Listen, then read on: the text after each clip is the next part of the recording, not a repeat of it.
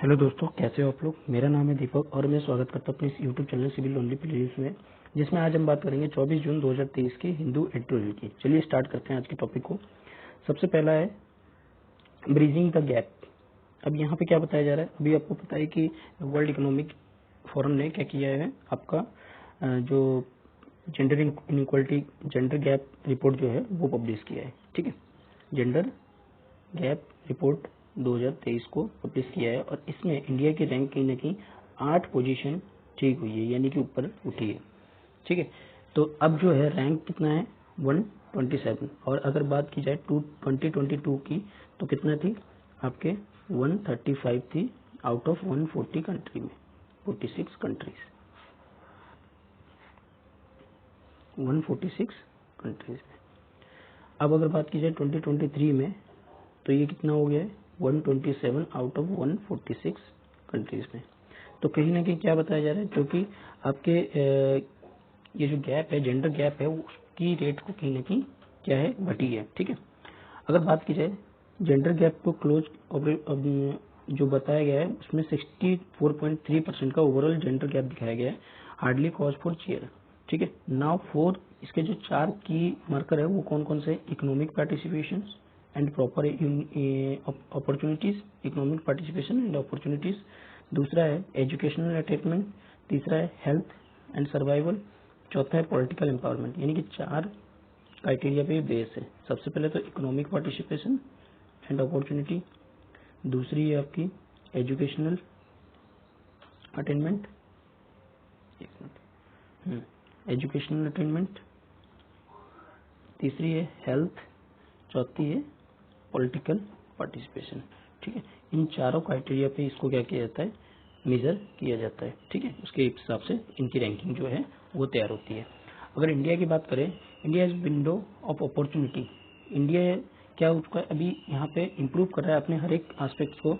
ठीक है, अपनी कंट्री में हर एक एस्पेक्ट्स को कहीं ना कहीं क्या कर रहा है, इंक्रीज कर रहा है, और साथ ही साथ इन वर्ल्ड में कंट्रीब्यूट कर रहा है अपनी इकोनॉमिक से, ग्रोथ से, और जो सोसाइटी की वेलबिंग से कहीं ना कहीं क्या कर रहा है, इम्प्रूवमेंट कर रहा है। अगर इंडिया की एजुकेशन की बात करें, अभी ठीक ठाक है, फेयर है, अच्छी खासी है, और पॉलिटिकल एम्पावरमेंट भी अच्छी खासी है। अगर बात की जाए वुमेन्स रिप्रेजेंटेशन की, ओवरऑल 40% लोकल गवर्नमेंट्स में, जो कि किस वजह से हो पाया, वो आया आपके 73 और 74 अमेंडमेंट, जो पंचायत वगैरह थे, पंचायत और म्यूनिसिपल है, उसमें लेडीजों का जो है यानी कि वुमेन्स का जो है पार्टिसिपेशन क्या है, इंक्रीज हुआ है। अगर 73 और 74 अमेंडमेंट नहीं हुआ होता तो कहीं ना कहीं ये इंक्रीमेंट नहीं हुआ होता। ठीक है, अगर बात की जाए वुमेन रिप्रेजेंटेशन सिर्फ 15.1% है, कहाँ पे, आपके पार्लियामेंट्रियन में। ठीक है, पार्लियामेंट्री में कितना है 15.1%, जो कि द इंडिया का अब तक का सबसे हाईएस्ट है 2006 के एडिशन के हिसाब से। ठीक है, अगर बात की जाए अगले साल कहीं ना कहीं अगले लेवल को बढ़ाने के लिए पार्लियामेंट ने वुमेन्स के लेवल को बढ़ाने के लिए क्या किया है, एक long pending women reservation bill अभी भी पेंडिंग में रखा हुआ है। ठीक है, जिसका पर्पज है कि जो वुमेन्स है उसमें कहीं ना कहीं 33% का क्या किया जाए, रिजर्वेशन जो है दिया जाए वुमेन्स को। कहाँ पे, लोकसभा की और स्टेट असेंबली के, जो कि आपके कब से इंट्रोड्यूस किया करने की बात की गई थी, 1996 से, जो कि बहुत पेंडिंग पड़ी हुई है ये अभी तक बिल। ठीक है, अगर हम वुमेन पार्टिसिपेशन की बात करें पॉलिटिक्स में तो ये कहाँ पे स्टैंड करते हैं। अगर हम नागालैंड का एग्जांपल लें, नागालैंड की बात करें, अब ये स्टेट्स 1963 में फॉर्म हुआ था, जबकि यहाँ पे पहली बार 2 वुमेन एमएलए जो है वो 2023 में इलेक्टेड होके आए हैं। तो इतनी बुरी हालत थी हमारी वुमेन की कंडीशन में, और आज भी है। ठीक है, इसको कहीं ना कहीं धीरे धीरे इंप्रूवमेंट करने की बात किए जा रहे हैं। अगर इकोनॉमिक पार्टिसिपेशन और अपॉर्चुनिटी की बात करें, कहीं ना कहीं हमें मैन और वुमेन को दोनों को इक्वलिटी देने की, प्रोवाइडिंग करने की बात करते हैं। ठीक है, इंडिया की जो रैंक है नियरली बॉटम थी विथ लेस 40% पैरिटी। यहाँ पे 40% से भी कम पैरिटी थी, मतलब इंडिया में जो है मैन और वुमेन की जो पैरिटी है वो 40% से भी नीचे थी। अगर दूसरी तरफ बात करें कि वेजेस और इनकम की, तो उनमें भी मैन का जो पोजीशन है वो भी ऊपर था, और उनमें भी अगर रैंक की बात करें तो क्या था, उसमें सीनियर जो पोजीशन थे, जो बड़े बड़े पोस्ट थे, वो मोस्टली कौन ऑक्युपाई करके बैठे थे, मैन ही ऑक्युपाई करके बैठे थे, फीमेल का रिप्रेजेंटेशन कहीं कम था।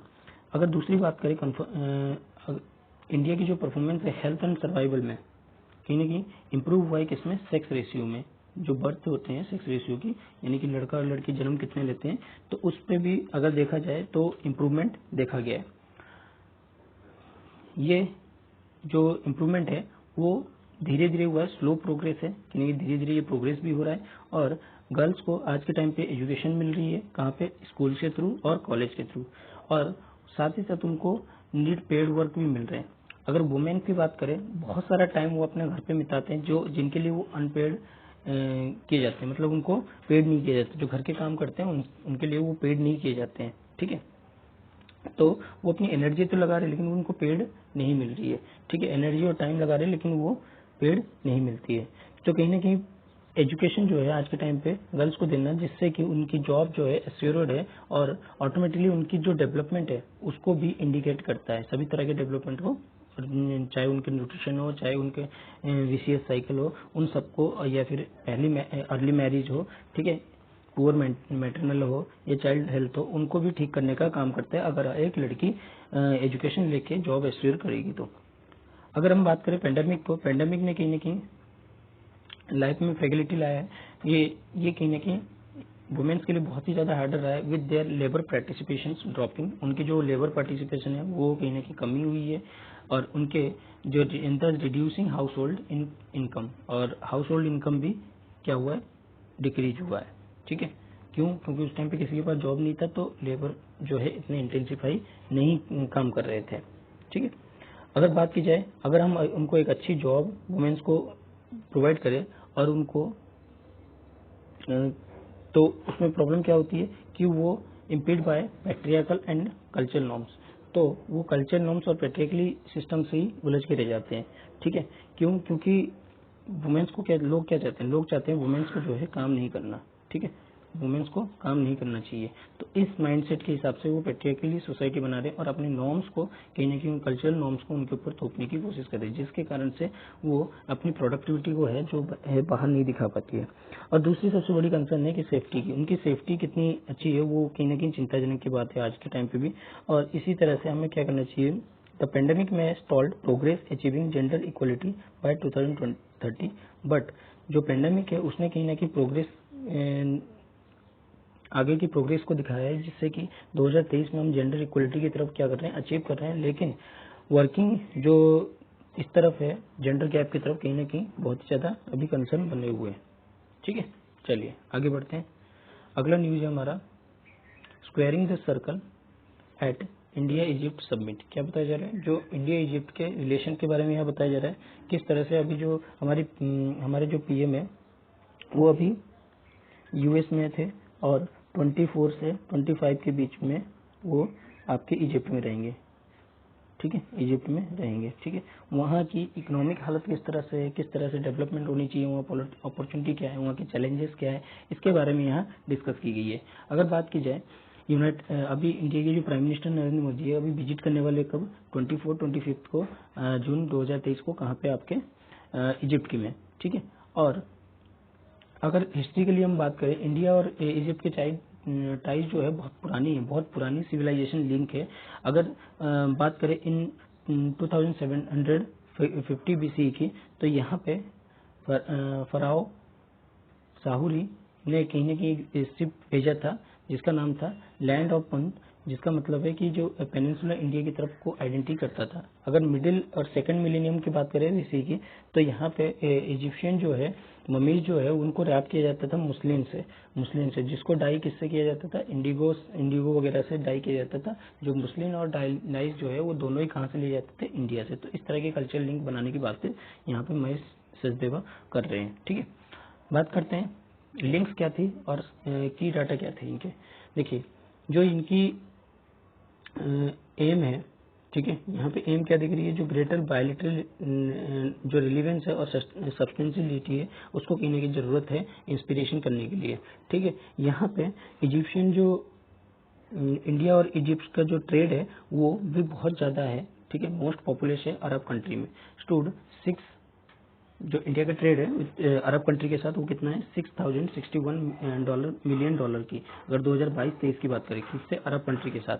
लेकिन 17% जो अगर पिछला देखा जाए तो 17% कहीं ना कहीं इसमें डिक्रीज आई है, और लगभग एक तिहाई जो है पेट्रोलियम से ही इनमें रिड्यूस आई, क्योंकि हम अभी परचेज किससे कर रहे हैं, हम अपनी लगभग 40% आपके किससे इंपोर्ट कर रहे हैं, आपके रसिया से, जिसके कारण से जो हमारी डिपेंडेंसी है वो थोड़ी सी 1/3 क्या हुआ है, पेट्रोलियम रिलेटेड जो प्रोडक्ट है उनसे क्या हुआ है, डिक्रीज हुआ है, ठीक है, जो कि 17% दिखा रहा है। अगर इंडिया और इजिप्ट की रिलेशन की बात करें तो इंडिया जो है इजिप्ट का 6th लार्जेस्ट ट्रेडिंग पार्टनर है, और इजिप्ट जो है इंडिया का 38th है, ठीक है। इंडिया की इन्वेस्टमेंट जो है इजिप्ट में 50 जो ओवरऑल 50 प्रोजेक्ट में फैला हुआ है, जिसमें 3.15 बिलियन का है, ठीक है, जिसमें आधी जो सम है वो कंट्रीब्यूट किससे किया जाता है, सिंगल कंपनी से, जो एक कंपनी है उनसे ही आधी कलेक्ट किया जाता है। इजिप्ट में अगर इजिप्ट का जो अगर इंडिया में इन्वेस्टमेंट देखा जाए सिर्फ कितना है, 37 बिलियन डॉलर ही है, मिलियन डॉलर ही है, जो कहीं ना कहीं क्या है, there is a less than 5,000 Indians in Egypt, जो कि 5,000 इंडियंस जो इजिप्ट में रहते हैं उनसे भी कम है, ठीक है। अगर बात की जाए nearly a fifth of them being student, जो 1/5 है वो क्या है, वहाँ पे स्टूडेंट ही है हमारे, ठीक है। द अंडर परफॉर्मेंस जो बायलेटरल टाइज है, not due to lack of bilateral institution mechanism but efficiency in sense purpose, जो बायलेट्रिकल टाइज है वो केवल लैक नहीं कर रहे हैं कि बायलेटरी इंस्टीट्यूशन के मैकेनिज्म से, वो उनकी इफिशिएंसी, उनके पर्पज से भी ऐसा हो रहा है, ठीक है।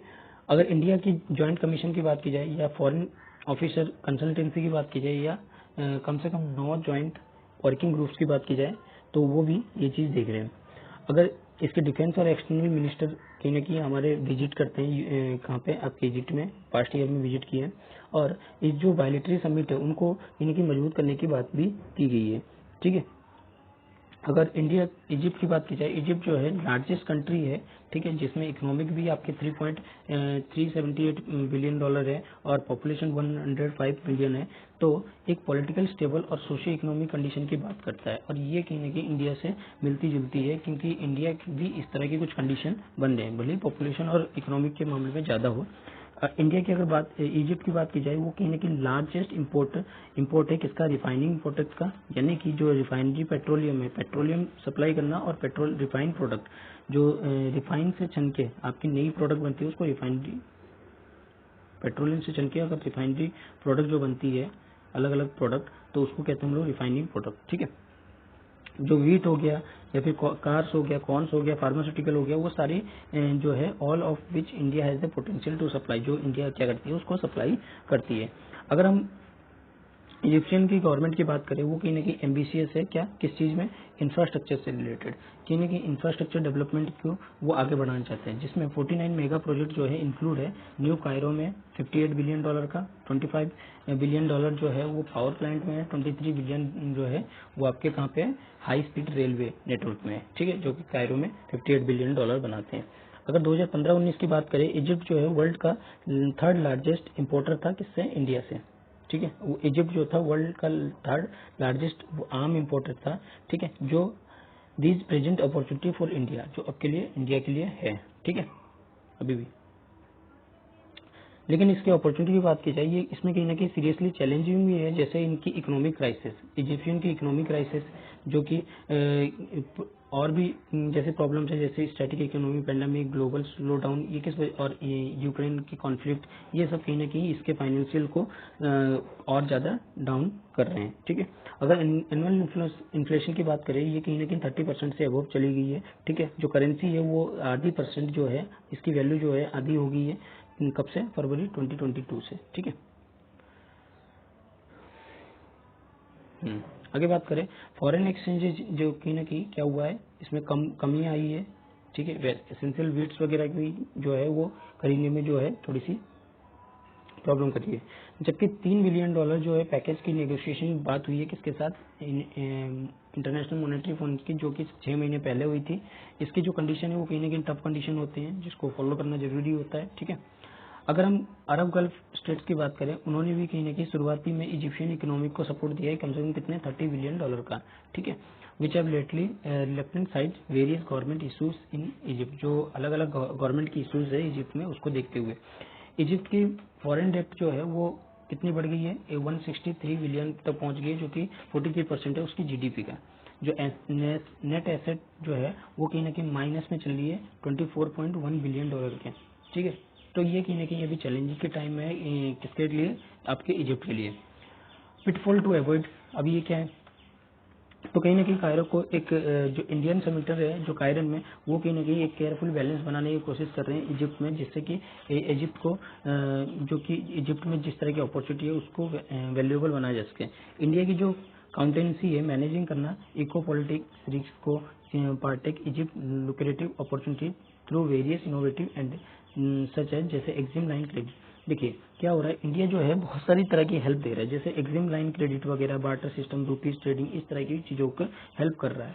अगर बात की जाए, ये कहीं ना कहीं हमारे लिए एक फ्रेंडली कंट्री की तरह भी काम कर रहा है। अगर ट्राइलेटरल फंडिंग की बात करें, जैसे प्रोजेक्ट वगैरह की इजिप्ट में लगाने के, तो हम लोग क्या कर सकते हैं, गल्फ G20 और मल्टीलेटरल फाइनेंशियल के मदद से क्या कर सकते हैं, इजिप्ट में प्रोजेक्ट को जो है इन्हें कर सकते हैं, ठीक है। चलिए आगे बढ़ते हैं। अगला है strike a fine have a just civil code. क्या बताया जा रहा है, हमें कहीं ना कहीं फाइन बैलेंस बनानी पड़ेगी यहाँ पे आपके यूनिफॉर्म सिविल कोड पे, ठीक है। तो यूनिफॉर्म जून 14 को लॉ कमीशन ने इंडिया के जो डिसाइड किया था कि सॉलिसिस्ट व्यू देखेंगे एंड प्रपोजल करेंगे पब्लिक को अबाउट किसके बारे में, यूनिफॉर्म सिविल कोड में। यहाँ पे जो है राय भी मांगी गई थी यूनिफॉर्म सिविल कोड के हिसाब से। जो बताया गया है, जब कमीशन ने इसको कंक्लूड किया तो बताया यूसीसी ना तो जरूरी है और ना ही डिजायरेबल है अभी के टाइम पे। बात की जाए तो अभी के टाइम पे ये ना तो इतनी ज़्यादा जरूरी है और ना ही इतनी ज़्यादा हमारे लिए डिजायरेबल है। अभी सबसे पहले क्या जरूरी है, अभी जरूरी है यूनिटी, लोगों के बीच में यूनिटी होनी चाहिए। अगर आप लोगों को एजुकेशन कर रहे हो तो वो उस टाइप की चीज़ें जो हैं आपके क्या आनी चाहिए, यूसीसी में आना चाहिए, कि मतलब इंक्लूसिव एजुकेशन होनी चाहिए, सेक्युलर होनी चाहिए। ये सब क्या दिखाते हैं, ये सब दिखाते हैं आपके यूनिफॉर्म सिविल कोड में, ठीक है। मतलब एक सभी धर्म को इक्वलिटी देना, तो वो भी कहीं ना कहीं इक्वलिटी जो है वो भी आपकी यूनिफॉर्म सिविल कोड में आता है। अगर आप एजुकेशन दे रहे हैं इंक्लूसिव एजुकेशन, तो वो भी किस में आता है, यूनिफॉर्म सिविल कोड में ही आते हैं, ठीक है। जो आपकी यूनिफॉर्म सिविल कोड है वो आर्टिकल कौन सी 44 की बात करता है, जिसमें लोगों को क्या देता है, बराबर का अधिकार देता है। हर कोई भी तबका हो, कोई भी, चाहे वो मुस्लिम हो हिंदू हो, सबके लिए लॉ क्या होंगे, एक ही कानून होंगे। जैसे आईपीसी में, ठीक है। अगर हम मैरिज की बात करें तो हिंदुओं के लिए क्या है, अलग मैरिज है, जो मुस्लिम के लिए अलग मैरिज है, लेकिन एक स्पेशल मैरिज एक्ट भी है जो कि दोनों को बांध के रखती है, ठीक है। जैसे आपके special marriage act, succession act 1925 का, ठीक है। अगर अभी की बात की जाए, लव जिहाद लॉ को कहीं ना कहीं प्रोहिबिट करने की बात करती है, किसकी, इंटरफेथ मैरिज की। ये भी एक तरह की यूनिफॉर्म सिविल कोड का ही काम कर रहा है, ठीक है। तो इसमें हमें क्या पता चलता है, हमें कहीं ना कहीं इसमें रीजनल डिफरेंसेस नहीं लानी चाहिए, ठीक है। हमें इसमें इस यूनिफॉर्म सिविल कोड की वजह से कहीं ना कहीं जो रीजनल डिफरेंस है वो नहीं होनी चाहिए। जैसे कि केरल जो ने अबोलिश किया है हिंदू जॉइंट फैमिली को इन 1975 की, ठीक है। मुस्लिम मैरिज और डिवोर्स जो है वो रजिस्टर्ड किए जाते हैं बंगाल, बिहार, उड़ीसा, झारखंड, इनमें अंडर किसमें 1876 के लॉ के हिसाब से। अगर असम की बात की जाए अंडर 1935 के लॉ के हिसाब से। And adaptation permissible to Kashmir Muslim को, जो एडेप्टेशन है वो परमिशेबल है किसको, कश्मीर मुस्लिम को। तो ये क्या दिखाते हैं, थोड़ी ना कहीं रीजनल डिफरेंस हमें यहाँ पे देखने को मिल रही है, ठीक है। अगर बात की जाए आज के प्रेजेंट के टाइम की, तो सिर्फ मुस्लिम ही नहीं है, हिंदू, जैन, मुस्लिम सबको क्या करनी चाहिए, गवर्न करनी चाहिए उनके पर्सनल लॉ के हिसाब से। पर्सनल लॉ के हिसाब से वो गवर्न हो रहे हैं, ठीक है। अगर पहले की बात करें, believe it not, it is religious identity that determine the personal law would be apply to group of individual. क्या होता है, अभी के अनुसार ये माना जाता है जो बिलीव है उसकी केवल ये नहीं है कि रिलीजियस आइडेंटिटी होनी चाहिए, वो अपने पर्सनल लॉ के हिसाब से किस तरह से वहाँ के इंडिविजुअल को कि ट्रीट करते हैं वो देखा जाता है। अगर हिंदू पर्सनल लॉ की बात की जाए, उसमें सिर्फ मैरिज जो है अंडर हिंदू मैरिज एक्ट 1955 को रिफॉर्म किया गया, हिंदू पर्सनल लॉ के हिंदू पर्सनल लॉ को हिंदू मैरिज एक्ट में रिफॉर्म किया गया है, जिसमें सोलेमनाइजेशन किया गया है मैरिज को, जिसमें आपके 7 स्टेप जो है जो अग्नि के चारों तरफ चक्कर लगाना, ठीक है। इनोवोकेशन बिफोर फायर, आहुति देना, ठीक है। जैसे सेक्शन 7 क्लॉज 2 एक्ट में बताया गया है, लाइक जैसे मनुस्मृति जो कि प्रोवाइड करता है मैरिज को कंप्लीटेड इन 7 स्टेप से, ठीक है। Sapinda relations, adoptions, Hindu joint family rule based on Hindu personal law, ठीक है। इन लॉ को क्या किया गया है, हिंदू पर्सनल लॉ के हिसाब से देखा गया है। लेकिन अगर दो हिंदू मैरिज अगर एक स्पेशल मैरिज एक्ट में शादी करते हैं 1954 के अनुसार, ठीक है, तो और इस क्लोज को ऐड किया गया था 21A इंसर्ट किया गया था 1976 में, तो वो क्या हो सकते हैं, कंटिन्यू गवर्न हो सकते हैं हिंदू पर्सनल लॉ के हिसाब से। क्या कह रहा है, अगर कोई भी दो कपल जो है, दो हिंदू मैरी करते हैं स्पेशल मैरिज एक्ट 1954 से, तो वो हिंदू के पर्सनल लॉ के हिसाब से ही चलेंगे, ठीक है। लेकिन अगर दो मुस्लिम मैरी करते हैं इस लेजिस्लेशन के हिसाब से, तो मुस्लिम पर्सनल लॉ जो है नो लॉन्गर गवर्निंग देम, तो उसके अंदर में मुस्लिम लॉ जो है गवर्न नहीं होगा, ठीक है। तो कहीं ना कहीं हमें क्या करना चाहिए, उनको आज़ादी देनी चाहिए, उनको अपने पर्सनल लॉ के हिसाब से चलनी चाहिए। लेकिन कुछ चीज़ों में जो है हमें क्या करना चाहिए, यूनिफॉर्म सिविल कोड लाना चाहिए, जैसे कि आपकी एजुकेशन वगैरह हो गया, इन सब में यूनिफॉर्म सिविल कोड लाए तो समझ में भी आता है। अगर बात कीजिए कॉन्स्टिट्यूशन की, और not starting point but mere culminations of Indian long standing integration tradition, जो इंडिया की जो ट्रेडिशन है वो कहीं ना कहीं लॉन्ग स्टैंडिंग है, मतलब काफी समय से चल के आ रही है। हमें क्या करना है, इस जो कल्चरल अकोमोडेशन है कहीं ना कहीं इसको देखना पड़ेगा और उसको पूरी तरह से खत्म नहीं करना है, क्योंकि कल्चरल जो आइडेंटिफिकेशन है वो लोगों की अपनी अपनी है, लेकिन हमें क्या करनी है, इसमें इसके बीच में यूनिटी लानी है। अगर यूनिटी लेके आए तो वो कहीं ना कहीं बेटर बनेगा। और जैसे सेक्युलर कंट्री की हम बात करते हैं, सेक्युलर कंट्री होनी चाहिए ताकि जो लोगों की वैल्यूज है वो अपनी अपनी वैल्यूज को सबको इक्वल राइट दे सके, ठीक है। तो यहाँ पे वही चीज बता रहे हैं, uniformity more than unity more than uniformity. Uniformity से ज्यादा अच्छा है कि आप यूनिटी लेके आए। यूनिटी कहीं ना कहीं क्या करेगा, लोगों को बांध के रखेगा, ठीक है। यूनिफॉर्मिटी क्या करेगा, अगर मान लीजिए आप मुस्लिम हो गए या फिर सिख हो गए या पारसी हो गए, इनके जो लॉज है, इनके जो रूल्स है, उनके रूल्स को अगर एक ही रूल में कन्वर्ट कर दो कि हिंदू रूल ही लगेगा, तो कहीं ना कहीं क्या हो जाएगा, प्रॉब्लम हो जाएगा। ये कहीं ना कहीं कम्युनल वायलेंस को भी बढ़ा सकता है, कम्युनल वायलेंस को भी बढ़ा सकता है। तो ये इससे अच्छा है, बेटर है कि आप क्या करो, इनके अंदर यूनिटी लाओ कि किस तरह से आप एक अलग अलग धर्मों को, अलग अलग रिलीजियंस को किस तरह से एक साथ जोड़ के रख सकते हो, वो मैटर करती है यहाँ पे। अगर आप दो धर्मों को एक साथ जोड़ के रखे तो वो कहीं ना कहीं आज के टाइम पे ज़्यादा जरूरी है यूनिफॉर्म सिविल कोड के लिए, ठीक है। अगर इंडियन कॉन्स्टिट्यूशन की बात करें तो यहाँ कहीं ना कहीं क्या होनी चाहिए, आपकी कल्चरल ऑटोनोमी होनी चाहिए, जो कि अलग अलग मल्टी कल्चर को, जैसे कि हम देखते हैं आज के टाइम पे यहाँ पे धर्मों की अलग अलग मल्टी कल्चर फॉलो किए जाते हैं। तो यहाँ पे एक रोचना वाजपेयी सजेस्ट कर रही है कि इंडियन कॉन्स्टिट्यूशन ऑफर करता है दो मेजर अप्रोचेस को। सबसे पहले तो इंटीग्रेशनिस्ट एंड रेस्ट्रिक्शन मल्टीकल्चरलिस्ट, मतलब इंटीग्रेशनिस्ट को बात करता है, मतलब लोगों को जोड़ने की बात करता है, और कुछ मल्टीकल्चरल चीज़ों को रेस्ट्रिक्ट करने की भी बात करता है, ठीक है। अगर बात करें दो, in short it is through these two approaches the constitution make way cultural accommodation. Constitution को क्या करना चाहिए, जो कल्चरल अकोमोडेशन है वो कहीं ना कहीं बनाना चाहिए। ये नहीं कि पूरी तरह से किसी को बैन करना चाहिए। जैसे मान लीजिए अगर आप पूरी तरह से मीट पे रोक लगा देते हो तो क्या होगा, इसमें कुछ हिंदूज भी आते हैं, कुछ मुस्लिम्स भी आते हैं, तो क्या ये दोनों के लिए ठीक होगा? दोनों के लिए ठीक नहीं होगा। तो आपको क्या करना पड़ेगा, एक सही तरीके से, जैसे आपने कहा मीट के लिए, अगर मीट जो है खुले में नहीं कटा जाएगा, उसको क्या किया जाएगा, एक आपको एक दुकान लेनी पड़ेगी, दुकान में आपको पूरा बंद करके करना पड़ेगा, ठीक है। तो ये क्या दिखाता है, ये कहीं ना कहीं आपकी कॉन्स्टिट्यूशन तरीके से आप इसको अकोमोडेट पे ला रहे हो, कल्चरल अकोमोडेट दे रहे हो, ठीक है, जिससे कि अलग अलग ग्रुप जो है, अलग अलग डिफेंस ग्रुप जो है उसको चीज को सेलिब्रेट कर सके। अगर 21st लॉ कमीशन जो कि 15-18 के टाइम पे आया था, उसने किसकी फेवर किया था, इक्वलिटी बिटवीन किसके बीच में, मैन और वुमेन के बीच में, यानी कि मैन और वुमेन की कम्युनिटी को अगर आप इक्वल कर दो तो उनसे बेटर है rather than aiming the equality between community. उनकी कम्युनिटी को इक्वल किए बिना उनके बीच में अगर दो है, एक मैन है और वुमेन है, इनके बीच में अगर आप इक्वलिटी ले आओ तो वो बेटर है। किससे, आपकी दोनों कम्युनिटी के बीच में अगर आप इक्वलिटी लाने की कोशिश कर रहे हो, तो कम्युनिटी की अलग अलग मानसिकता है, अलग अलग धर्म है, लेकिन अगर आप दोनों के बीच मैन और वुमेन की जो वेजेस है या फिर उनको जो पॉलिटिकल पावर है, जो जेंडर गैप है, उनमें अगर इक्वलिटी लिया हो तो वो क्या होगा, बेटर करेगा, ना कि आप उनके जो कम्युनिटी है दोनों की, मेल और फीमेल की जो कम्युनिटी है, उनमें एक साथ लाने की, ठीक है। तो कहीं ना कहीं हमें क्या करना पड़ेगा, इस जो ये जो डाइवर्जन दिख रहे हैं हमें अलग अलग तरह के, अगर हम एक ही धर्म में लेके आएंगे तो यहाँ पे हमें जो इंडिया की जो डाइवर्सिटी ऑफ यूनिटी है वो कहीं ना कहीं दिखेगी नहीं हमें। ठीक है, इंडिया की जो है पहले से ही डाइवर्सिटी में रही है और उसमें डाइवर्सिटी में रह के भी हम लोग क्या है, यूनिटी बना के रहे हैं। ठीक है, अगर बात की जाए लिमिटेशन की narrative, the name of personal law and practices deserve legal protection and promotion, what does not. अब यहाँ पे क्या बताया जा रहा है, जो मल्टीलेटरल एथनिक्स ग्रुप्स है या जो उनके जो राइट्स है उनको कहीं ना कहीं हमें क्या करना चाहिए, इन्फ्लुएंस करना चाहिए। उनके ग्रुप्स जो क्लेम करते हैं उनको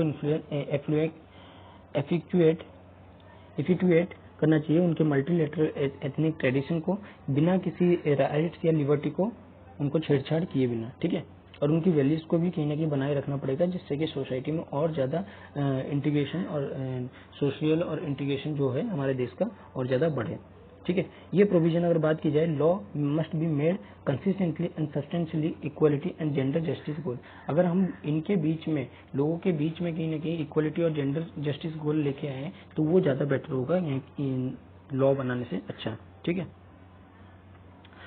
अगर हम एक साथ इनकी बात करें, the collective estimate of its member become woven of to the community and the community allegiance become much stronger. अगर हम इनके जो मेंबर्स है कलेक्टिव, इनके जो कम्युनिटी है उनके बीच में जो मेंबर्स को अगर एक साथ लाने की कोशिश करें तो कहीं ना कहीं हमारा जो देश होगा वो और ज़्यादा स्ट्रॉन्गर आएगा, ना कि कम्युनिटी को एक साथ आप स्ट्रॉन्गर लेके आ सकते हो। आप क्या कीजिए, एक एक मेंबर को क्या कीजिए, जोड़िए, यानी कि जैसे मेल और फीमेल हो गए तो उन दोनों में इक्वलिटी लाने की कोशिश कीजिए, तो वो क्या होगा, और ज़्यादा बेटर रिस्पॉन्स देगा। ठीक है, मुस्लिम पर्सन की बात की जाए तो jurist given laws and not entire divine. ठीक है, in fact it is more appropriate to call it Anglo Muhammad law, जो है डिराइव की गई थी किससे, कुछ मैटर से, जो कि थोड़ी सी ट्रांसलेशन की एररनेस थी जो इनके सेकेंडरी सोर्स से लाए गए थे, जैसे कि जो थोड़ी सी एररनेस ट्रांसलेट सेकेंडरी सोर्सेस है उनसे लिया गया था, जो कि कुरान और सुन्ना और प्रॉफिट से। ठीक है, तो इसमें करना क्या चाहिए, इसमें यूनिफॉर्म सिविल कोड लाना चाहिए, लेकिन किन चीज़ों में, एक रैशनल वे में लाना चाहिए, रैशनल वे में, जो कि क्या कर सके, प्रोग्रेस कर सके, किसकी, लोगों की, मैन एंड वुमेन का प्रोग्रेस जो है वो कर सके। और किन चीज़ों में लाना चाहिए, जैसे कि जेंडर में, इक्वलिटी में, पॉलिटिकल पावर में, तो इन सब में, इकोनॉमिकल कंसेप्ट में, तो इन सब में कहीं ना कहीं आपको क्या करना चाहिए, यूनिफॉर्म सिविल कोड लाना चाहिए, जिससे यहाँ क्या होगा, यूनिफॉर्म सिविल कोड से आपकी कम्युनिटी एक साथ नहीं आएगी, लेकिन जो इसके मेंबर्स है, छोटे छोटे मेंबर्स है, वो क्या होंगे, एक साथ आएंगे। और जब मेंबर्स एक साथ आएंगे, एजुकेशन उनको ठीक मिलेगी, एजुकेशन में आगे बढ़ेंगे, तो कहीं ना कहीं वो खुद ही इस चीज़ को, अपने लॉज को आगे बढ़ाएंगे। ठीक है, जो यूनिफॉर्मिटी है उसको भी कहीं ना कहीं लाने की कोशिश करेंगे। ठीक है, बाद में तो ये सब प्रैक्टिसेस हम लोग क्या कर सकते हैं, एलिमिनेशन कर सकते हैं, हटा सकते हैं अपने, अगर इन बेंचमार्क्स को, जो कॉन्स्टिट्यूशन की बेंचमार्क्स को, उसको अगर हम लोग मीट कर ले, उसको समझ ले कि किस तरह की प्रैक्टिसेस हमें ज़रूरत है, किस तरह की प्रैक्टिसेस जो है वो ज़रूरत नहीं है, तो कहीं ना कहीं हम लोग क्या कर सकते हैं, इसके और बेटर बना सकते हैं। ठीक है, तो आई होप कि आज का लेक्चर आपको अच्छा लगा होगा, अगर अच्छा लगा है तो इसे लाइक कीजिए, शेयर कीजिए और सब्सक्राइब करना ना भूलिएगा। Thank you.